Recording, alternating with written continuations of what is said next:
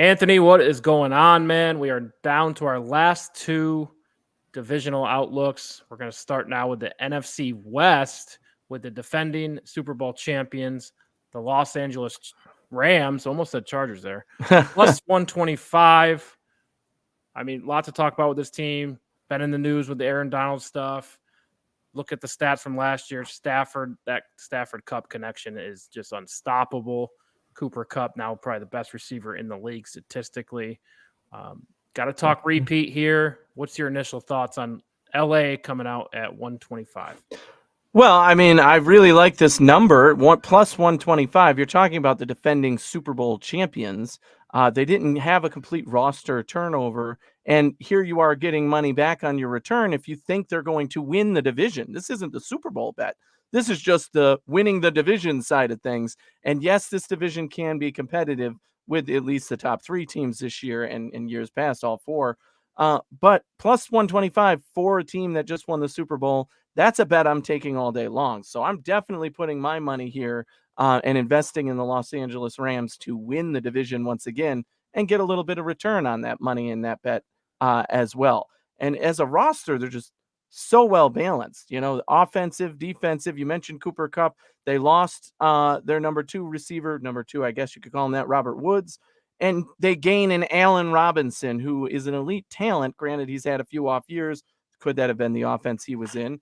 And now on defense, they lose somebody like Von Miller, but they gain a Bobby Wagner, right? So they've been able to fill the holes in their pieces that they need, at least up front.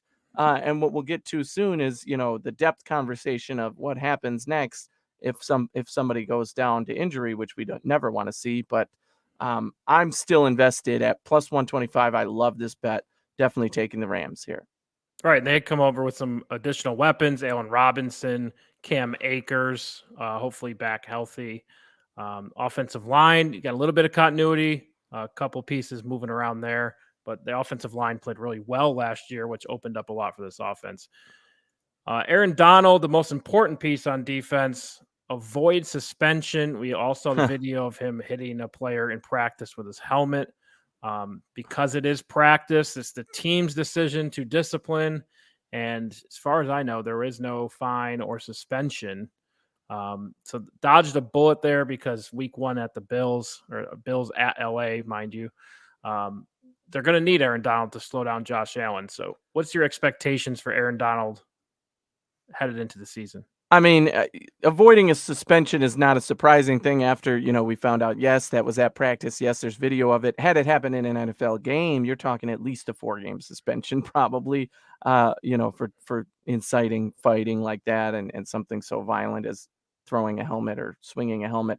But this was a practice, and it doesn't qualify under the same rules, and the Rams are lucky that's the case because Aaron Donald is the best football player in the world right now, and he happens to be the leader of your defense, and you happen to be facing a very potent offense in week one, like you said, so you would not want to lose him, although I'm sure he could appeal and all of that stuff that happens. But Aaron Donald, I fully expect him to continue the dominance he's shown in the NFL.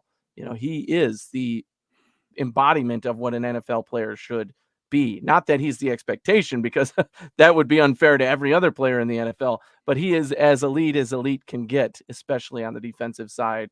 And no matter who they're playing, no matter the situation, they're all worrying about where Aaron Donald is on the field and trying to figure out how to keep him on the bench. And right. Yeah. One of the few players on the defensive line that will draw triple teams. Looking for somebody else on that defensive line to step up with Von Miller now going to Buffalo. Chose not to go with stick with the Rams. So I think they draw up something different, but I think Aaron Donald just being on the field is always the game plan for their defense. And I bet they're very happy to have him week one and even the beginning of the season, because a suspension could have been pretty lengthy there. Yeah. So bullet dodged. Let's move on to the Stafford-Kupp connection. Got to talk about this. It's heavy option, but I mean, this connection, I think Cooper Kupp, accounted for 40% of the touchdowns with 16 out of Matt Stafford's 41. A lot to love here. Opens up a lot on the offensive game. Cooper Kupp, best receiver in the league right now? I would say yes. I mean, considering what he did last year. He's the number one in most people's book, whether you're talking fantasy or actually on the field. Especially with wide receivers, production is more about how the offense uses you and, your talent ability, obviously. A lot of guys, I think, have talent ability. Granted, they're not the same skill sets as Cooper Kupp, but they might have better talents in other ways. But the way the offense uses him and his ability to get yards after catch to consistently be the touchdown guy for fantasy, if you're talking that, but just to be the reliable piece in the offense for a guy like Matthew Stafford, that's what matters, right? And he is reliable as can be, whether he's covered or not, it seems. And when you put together the offense, you have to think about things like, okay, if they're double teaming, they're going to start double teaming Kupp. We have to bring in another guy. That's where the Allen Robinson addition, I think, does make a big difference. Is okay, you can't completely ignore that Allen Robinson is there on the field when Cooper Kupp is. And I think that's going to allow him to continue that. I don't think the bar is as high as, oh my God, he's got to match the MVP type production he had last season, but he does, I do expect that is the receiver he is in this offense, and they are going to continue to use him to every bit of his ability. Right. And I think, it helps Matt Stafford be comfortable. It helps Sean McVay draw up a good game plan. It takes pressure off the run game because everyone has to account where Cooper Kupp is on the field. It had over 90 yards receiving in every game last year, except for one. That was week 4, Arizona, where he had 64 yards receiving. So just to give you a little impact on the type of year that he had and the type of threat that he is. So that's a bad game, 64 yards. Yeah, exactly. So got to keep an eye on these two. I think if they both still stay healthy, there's no reason they can't, continue to put up high numbers because the NFL has no answer for them, clearly. Right. And you do bring up a good point about staying healthy. I think one of the biggest concerns or lingering issues for this Rams team going into the season is the condition that Matthew Stafford is in, right? With this elbow injury that he supposedly had a little bit of something done, but it didn't relieve the pain. And he's in constant pain. Apparently he was during the Super Bowl run and all that as well. But you never want your quarterback to be in that type of situation. And whether this is going to require, off-season procedures or just looking at it day to day, just the fact that he's in that state while playing the game is something to be concerned about and at least be alerted of moving forward. We hope he stays healthy, obviously, and it's better for the NFL and more competitive for the NFL if he does. But more importantly, you don't want a guy to be agonizing in pain during the game. So whatever they do for him, I hope it works and I hope he stays healthy. But right now, that is the biggest question, because if he goes down, the other big concern for this team that we mentioned is depth, right? They don't have great depth anywhere on this team because they haven't drafted a player in 8 years, it seems. They've given up draft picks after draft picks after draft picks to acquire talent that is ready now in the NFL. And that won them a Super Bowl. So clearly you can't say that didn't work out for them. But long term, eventually I think that will catch up to them. I'm not sure that's this season because they do still have viable talent on this roster that is top talent right now. But eventually I think that will catch up to them. And should the injury bug hit, that's going to be a major concern. For sure. That's when Super Bowl hangovers start to creep in and things like that. So Rams over under 10.5. To me, when I look at this number, you got to look around the division, check out the competition. You got a young quarterback in Trey Lance, who's going to be starting for the 49ers. Russell Wilson leaves town, goes to Denver. So Seattle now has a backup quarterback type situation. Remains to be seen. And Arizona is trying to figure things out. So probably the biggest threat to the Rams in the division is arguably Arizona or San Francisco. I think there is a gap there because the NFC is a little easier or less talented. I don't even know how to say that. Less competitive. I think that's probably the best way to say it. I'm going to go over on the Rams here. I think they get at least 11, 12 wins. And yeah, I think they're a strong candidate to get back to the Super Bowl. They're not my Super Bowl pick, but I definitely have them making the playoffs and winning a couple games. So taking the over on LA. Yeah, I think you brought up a couple great points. The division isn't as competitive as it has been in years past. And the Rams are still a great team, as we've talked about. And if we look at their schedule, I mean, this is an interesting schedule. Yes, they start with Buffalo, which is a tough game matchup for them, I think, especially starting the season. But then they have a bunch of games in here where I think it's just win after win after win after win. Even the most competitive games, they have Kansas City on the roster. Dallas is on there. Green Bay. I think those are all winnable games for this Rams team. Tampa Bay at the end of the season, the Chargers toward the end of the season. I am definitely on the over for the Los Angeles Rams when it comes to their strength of schedule and the roster they have. I think they could easily get 13 wins, 14 wins, and it wouldn't surprise me. So I'm comfortably at 11 wins for this Rams team, even if something doesn't quite go the way they expect. They do have that target on their back now, being the Super Bowl champions. Teams are going to play their best against the Rams and want to beat the Rams. But I think they're built to be able to respond to that. And especially with this schedule, they're going to have long-term success this season. Right. It's interesting. Super Bowl hangover is probably the only concern for the Rams, whatever that actually means. I think that means you don't put your best effort forward because you got a ring. You can kind of relax a little bit, right?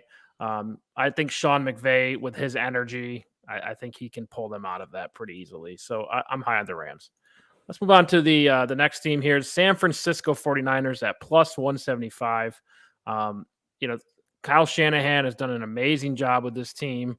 What I like about them is they're not willing to sacrifice wins for developing talent, if that makes sense. And this is why Trey Lance has been on the bench. I think this is why they restructured Jimmy G to keep him around, because if Trey Lance struggles, Jimmy G will probably take over. I don't think they want to, sacrifice wins because this team is competitive. They make the playoffs every year and they win a playoff game every year. What's your thoughts? Yeah. I mean, I like the San Francisco team. I do like the odds at plus 175. The only thing holding me back from definitely betting this one is the fact that the Rams, I think, are the favorite, and I'm picking to win the division. So while I like this bet, I'm not putting my own money on it, but it's a little bit of a return. If it were more around 300, it would definitely entice me to bet this and say, okay, now it's worth putting my money on. But at plus 175, I just don't see the reward for how much I believe the Rams are going to win the division. But there is a lot to like about this team, and it wouldn't necessarily surprise me if the Rams stumble a little bit and the 49ers are able to capitalize on that and end up winning the division. But for my money, I'm still taking the Rams and avoiding this only because the odds aren't quite good enough. Right. And what's playing a large impact on those odds has to be the quarterback conversation that's been going on for now a year and a half. Take Trey Lance with the third overall pick, or his top 5. I think it was third.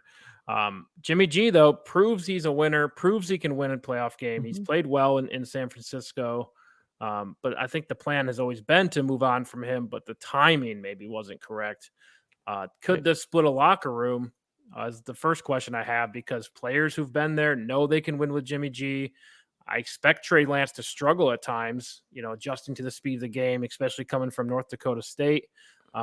Carson Wentz, I don't think had a huge problem adjusting. He's also from North Dakota State, which is Division II. But there is struggles early on for any quarterback, and the gap's a little bigger for Trey Lance. He needs to overcome that. Sitting for a year certainly helps in that arena. What's your thoughts on the quarterbacks being a distraction for this team?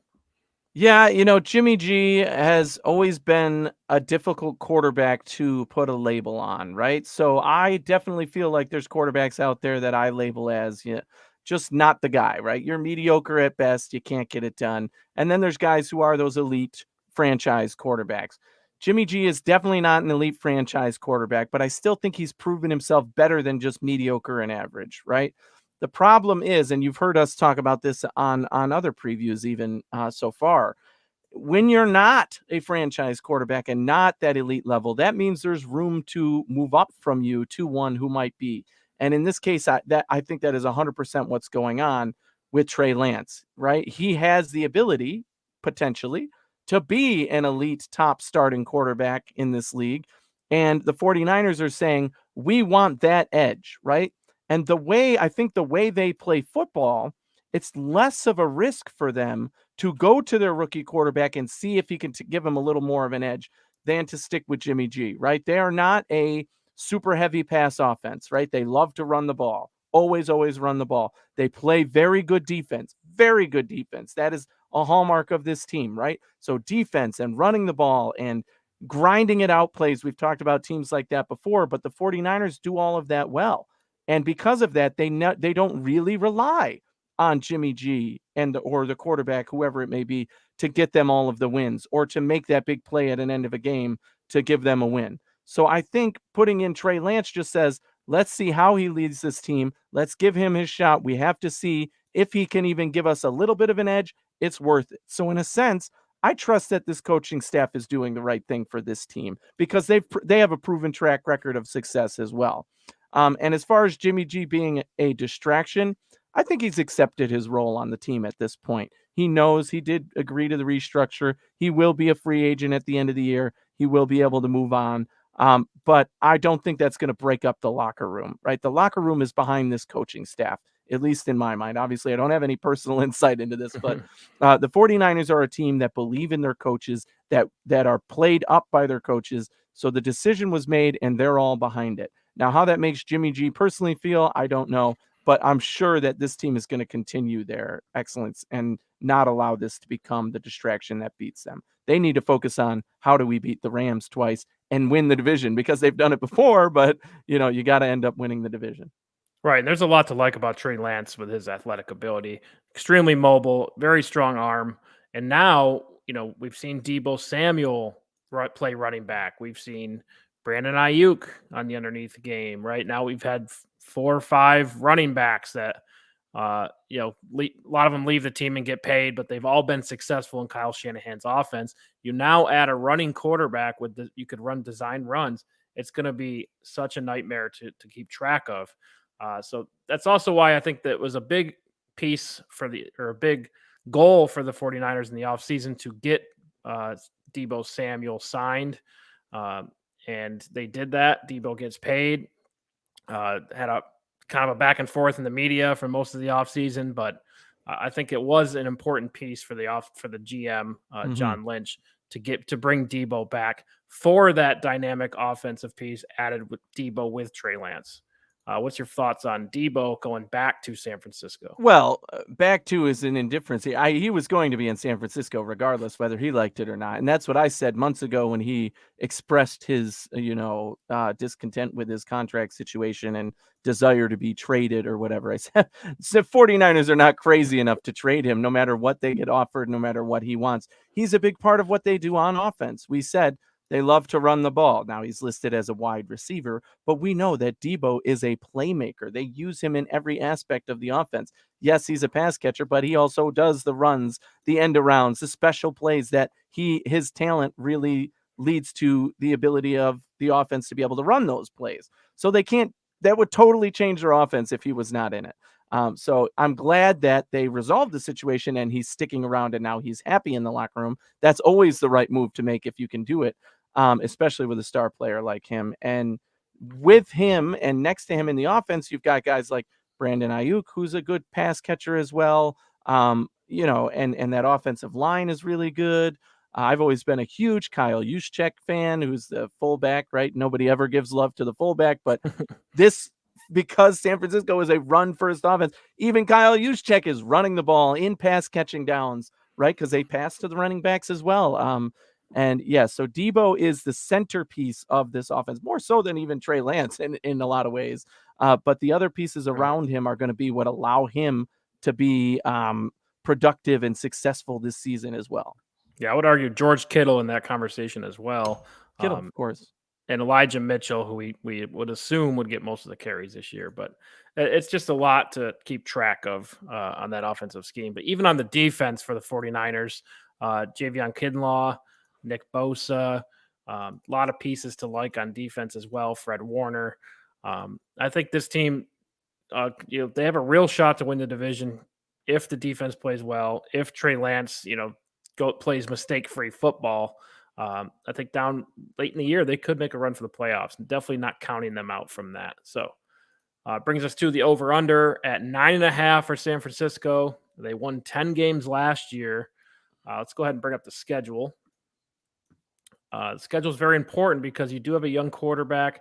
I think there is some growing pains. It usually takes a couple games to get adjusted. But it looks pretty light for them in the beginning, right?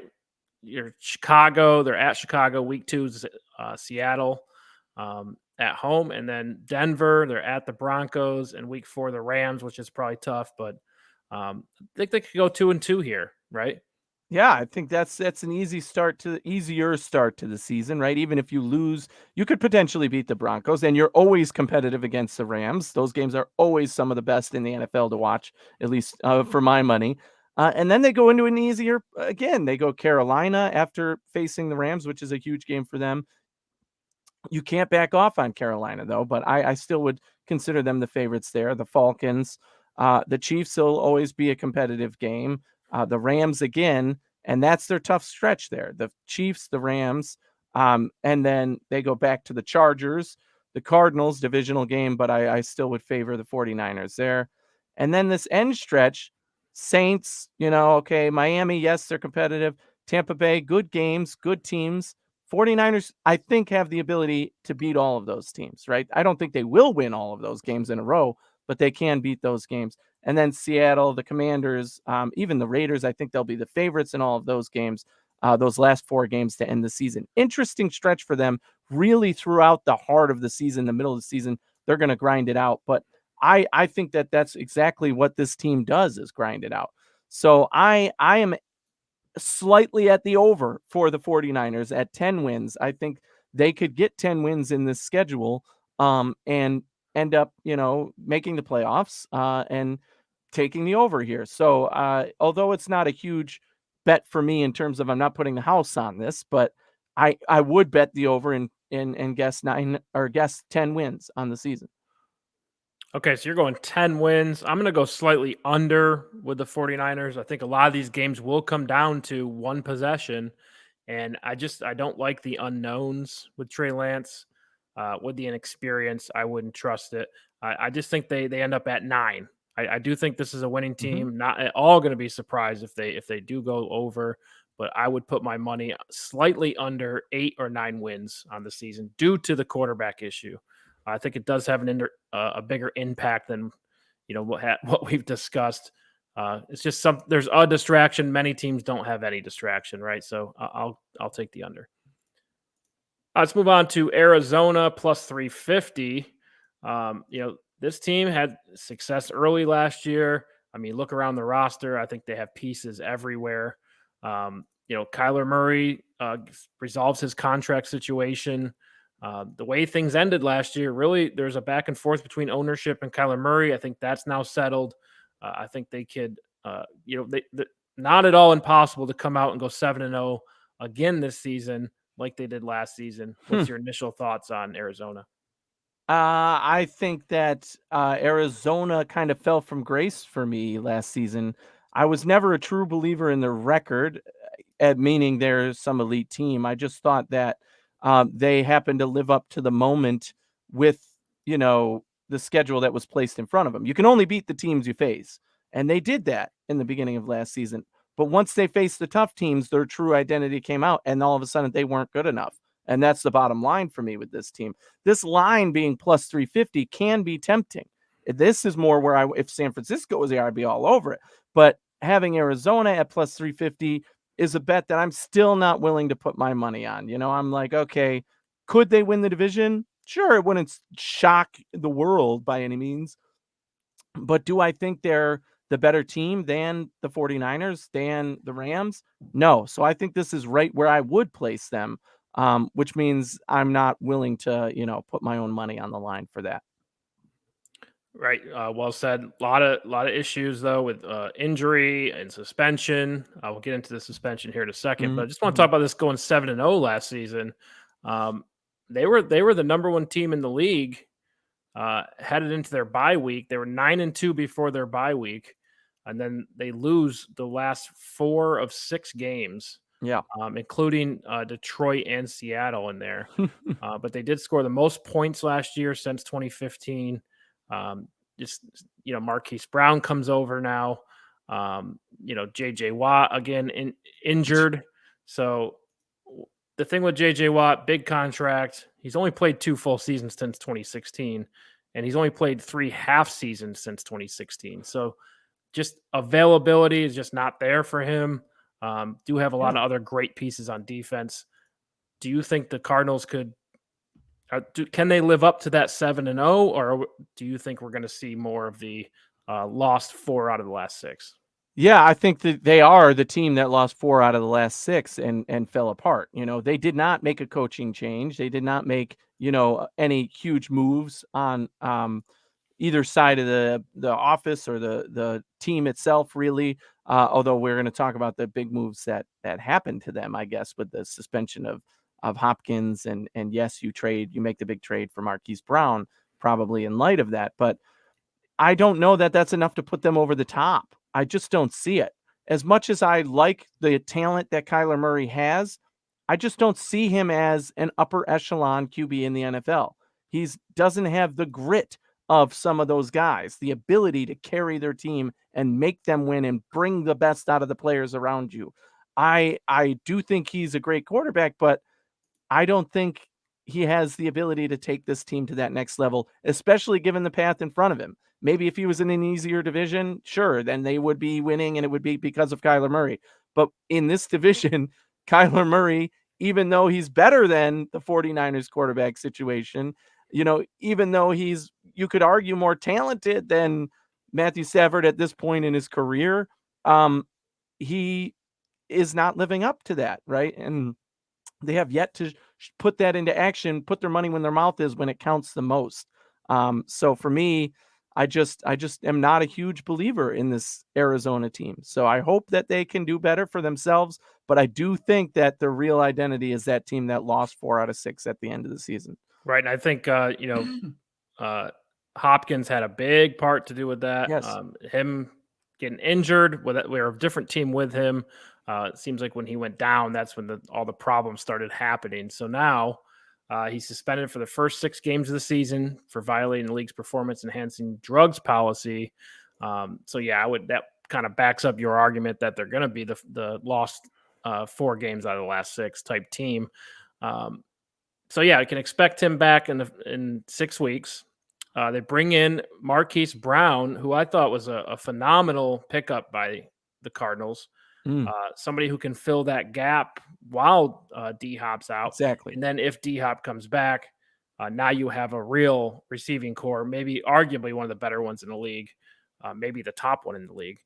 Marquese Brown, 1,000-yard season last year with Baltimore, right? Lamar Jackson's hurt, still gets 1,000 yards. I think that shows a lot. He had at least 5 targets in every single game and had 6 games with double-digit targets. And really what he brings to the offense is he can blow the top off, right? And I think he's a big-time player for the Cardinals in their type of system. Mm-hmm. And he went to Oklahoma, right? Did he play with Kyler Murray in college? I believe he did. I don't know, but I believe they were teammates in college, so maybe they'll have that big thing. Jamar Chase, Joe Burrow relationship.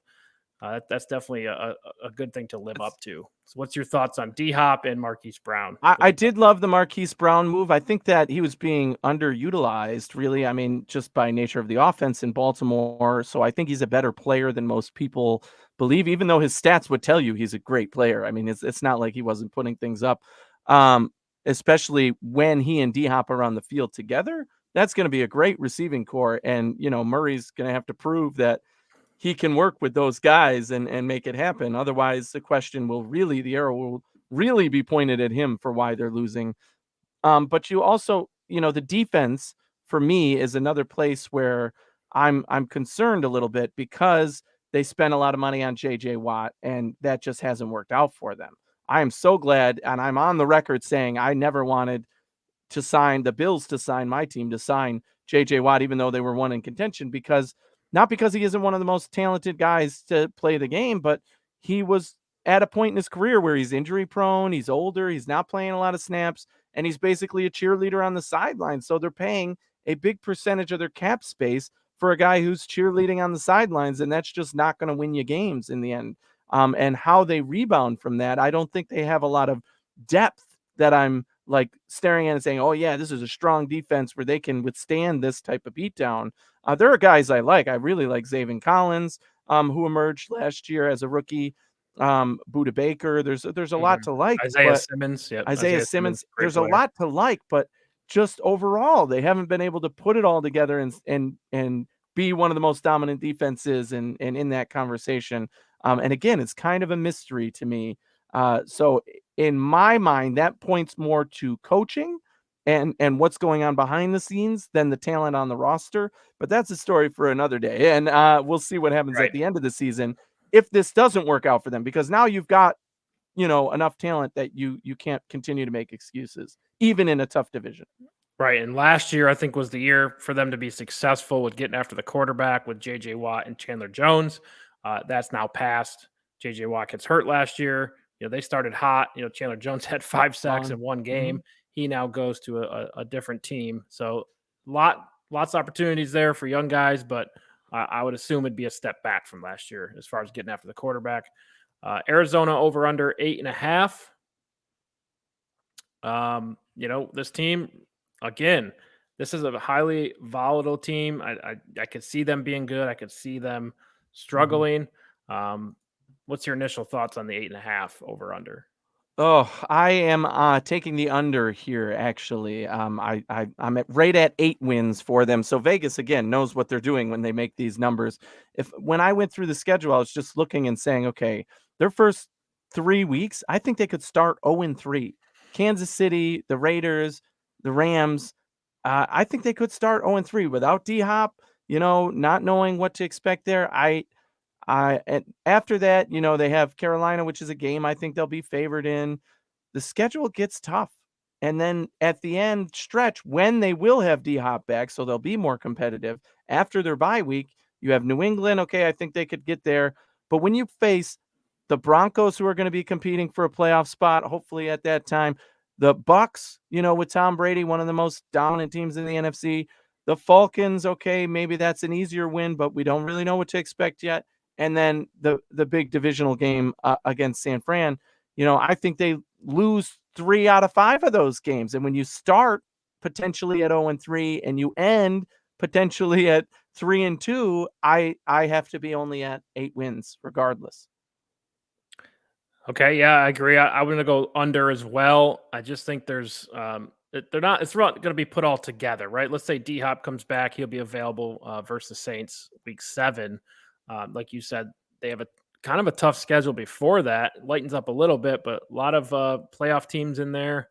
That makes it difficult. So the wheels could come off, right? Because there's with the identity crisis, right? Hey, I think we're a pass first team. Well, we're missing our biggest passer, right? Well, I think we're a good pass rush team. Well, we're missing our top pass rusher. So I just think there's going to be a kind of an identity crisis for this team. I'm going to take the under.